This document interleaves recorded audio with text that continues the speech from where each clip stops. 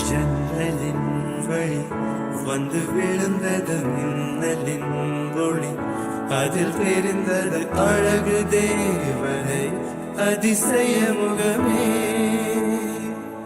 ஆஹா தீபொலி எழ இரு விழிகளும் தீக்குச்சி என்னை உரசிட கோடி பூக்களாய் மலர்ந்தது மனமே. அவள் அழகை பாட ஒரு மொழி இல்லையே, அளந்து பார்க்க பல விழி இல்லையே. என இருந்த போதும் அவள் எனதில்லையே, மறந்து போய் என் மனமே. பெண்மாதி என்னில் நீ வானத்தம்மை கத்துக்க சொல்ல